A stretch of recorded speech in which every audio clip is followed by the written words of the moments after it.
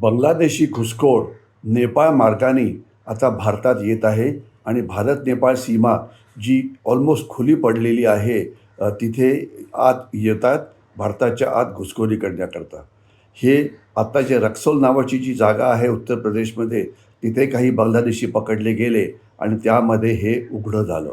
लक्षात असावं की भारत बांगलादेशची सीमा 4,500 किलोमीटर आहे. तिथे जवळजवळ 75% जागेवरती कुंपण लावलेलं आहे. तर त्याच्यामुळे थोडंसं तिथे आता कठीण होतं घुसखोरी करण्याकरता. पण तसं असूनसुद्धा मोठ्या प्रमाणामध्ये घुसखोरी ही तिथूनसुद्धा होते आहे आणि आपण जर बघाल तर आपल्याला असं दिसतं की 2025च्या आकडेवारीमध्ये 1100हून जास्त प्रयत्न करण्यात आले बांगलादेशी घुसखोरी होण्याचे आणि ज्यामध्ये 2,500हून जास्त बांगलादेशींना पकडण्यात आलं. अर्थातच बांगलादेशी पकडले गेले त्यापेक्षा पुष्कळ जास्त आत आले, ज्याच्याविषयी काही कोणाच्या मनात शंका नको. कारण बॉर्डर सिक्युरिटी फोर्सनी जे काम करायला पाहिजे त्यांच्या कामामध्ये त्यांना पूर्णपणे अपयश येत आहे. याच्याशिवाय दुसरी जी जागा जिथून बांगलादेशी आत येतात ती म्हणजे नेपाळ सीमा. जवळजवळ 1,700 किलोमीटरची आहे. इथे सीमा सुरक्षा बल सीमेचं रक्षण करतं.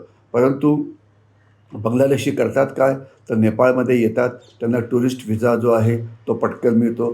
ज्यांना पैसे आहेत ते तिथून आत येतात. ते काठमांडूला उतरतात आणि तिथून जी भारत आणि नेपाळची जी सीमा आहे तिथून ते भारताच्या आत प्रवेश करतात. आणि भारताच्या आत मग वेगवेगळे एजंट्स असतात. जसं हा जो रक्सौलला जो प्रकार झाला त्याच्यामध्ये सरफराज अन्सारी नावाचा एक एजंट होता. त्यांना तिथून आत आणलं आणि त्यांना आत बसण्याकरता मदत केली. लक्षात असावं की सध्या बांगलादेशमध्ये आर्थिक संकटं खूप वाढलेली आहे. तिथे हिंसाचार वाढलेला आहे. तिथे बेरोजगारी वाढलेली आहे. त्याच्यामुळे स्थलांतर वाढतं आहे आणि आपली ज्या तिथे ज्या चेकपोस्ट आहेत त्या नावापुरत्या आहेत आणि त्याच्याशिवाय अनेक अशा जागा आहेत जिथे उघड्या आहेत, जिथे थांबवणं हे काही सीमा सुरक्षा बलला जमलेलं नाही आहे. तर त्याच्यामुळे बांगलादेशी घुसखोरांकरता नेपाळी मार्गाने येणं हा सुद्धा एक मोठा मार्ग खुला आहे, जो आपण कुठल्याही परिस्थितीमध्ये सील करायलाच पाहिजे.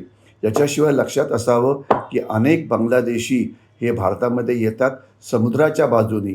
खास तर जो आपला पूर्व किनारपट्टी आहे, ज्याच्यामध्ये किनारपट्टी बेंगॉलची, किनारपट्टी ओरिसाची, तिथे मोठ्या संख्येने बांगलादेशी घुसखोरीही होते समुद्रकिनारी.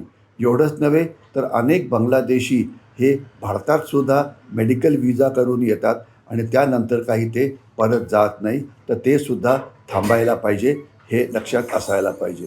तर अशा प्रकारे जी घुसखोरी भारतात सुरू आहे बांगलादेशींची, ती थांबवण्यामध्ये आपण पुरेपूर प्रयत्न करायला पाहिजे. नाहीतर भारतामध्ये जी बांगलादेशी घुसखोऱ्यांची संख्या 6 ते 7 कोटीहून जास्त आहे, ती अजून वाढेल आणि बांगलादेशी घुसखोरी हा भारतासमोर असलेला सुरक्षेचं सर्वात मोठं आव्हान आहे.